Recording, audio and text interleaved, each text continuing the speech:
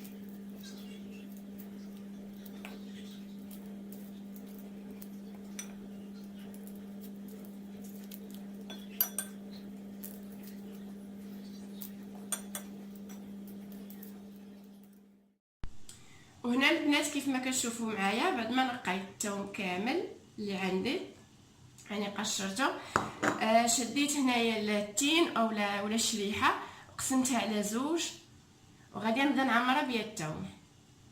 يعني طريقه سهله.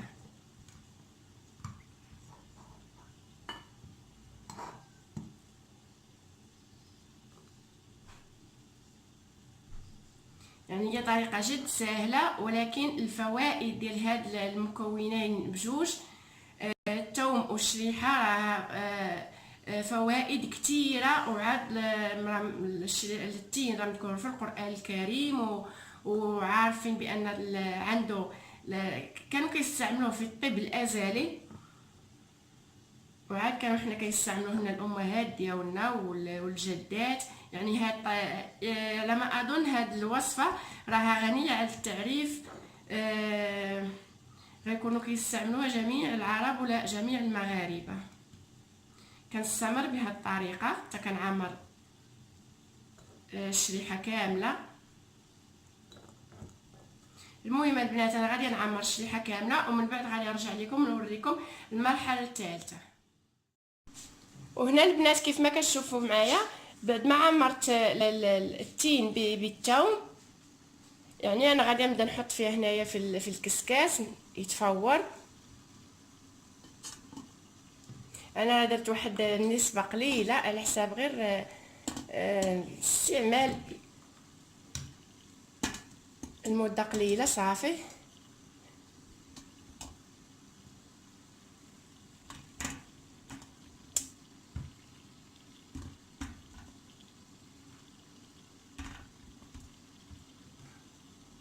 غنحط هاد الحبات ديال الثوم اللي كانوا المهم اللي شاطوا لي كيتا ما نخليهم يتفوروا حتى حاجه ما كنضيعها.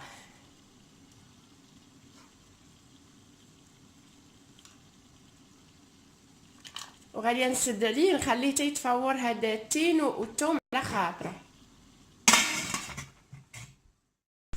كيف ما كتشوفوا البنات دابا الشريحه راها فورتها مزيان اللي ولات طايبه، يعني هرات بزاف، وعاد الثوم تا لداخل راه مزيان. دابا غندوز يعني المرحله الاخرى. كنجيب واحد الصوبيره او وعاء اللي كتكون عنده السداده ديالو، كنبدا نحط فيها الشريحه. راه شويه سخونه داكشي علاش بغيت نستعمل هاد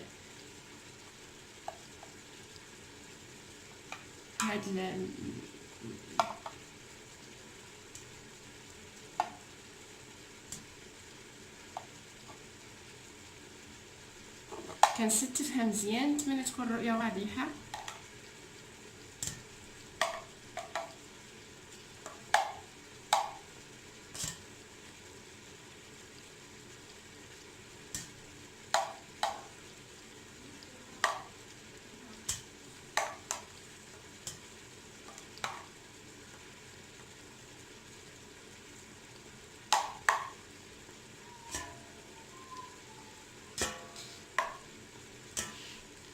يعني كناخذ حتى دوك الحبيبات ديال الثوم اللي كنت لحتهم غير في الكسكاس تا ما يتبخروا ولا يتفوروا.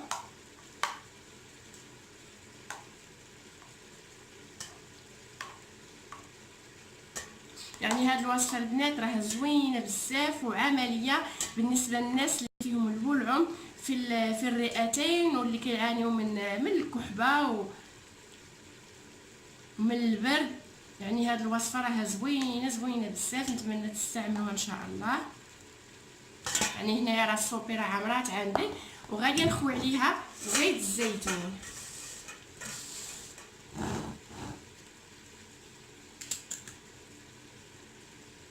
عاد زيت الزيتون ما شاء الله حنا كلنا عارفين المنافع ديالو، تاكو عنده منافع كثيره بالنسبه للناس اللي كيضربهم البرد وكيكحبوا بزاف. يعني كنخويو حتى كتغطى لنا الشريحه مزيان.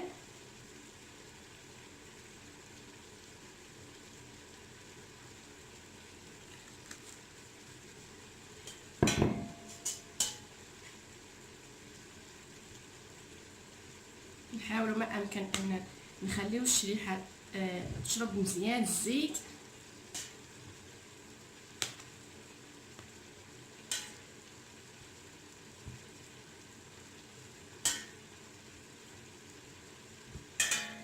وعاد كنزيدوا هاد الحبيبات اللي فورتهم كما نزيدوهم من الفوق، ما نلوحو حتى شي حاجه.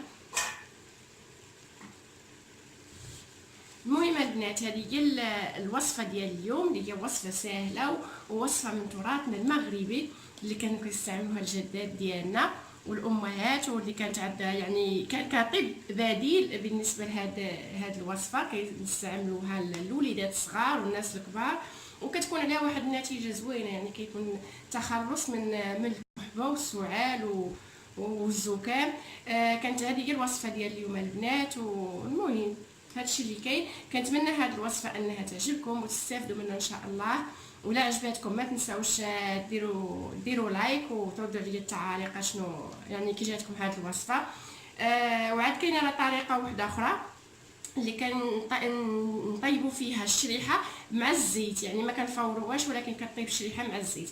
المهم البنات هاد الوصفه هذه وهاد الطريقه ممكن اننا نسدوا هاد الصوبيره ونخشوها في الثلاجه ونبقاو نستعملوها كل مره. يعني كل مره ناخذوا حبيبه اللي كيكون الوسط ديالها الثوم جا تا هو مفور ولا طايب من الداخل وناكلوها ونشربوا كاع الزيت. هو ممكن اننا نشربوه الواحد الا كان عنده الجهد انه يشرب الزيت مع الغاء يشربوا تا هو عنده فوائد كثيره.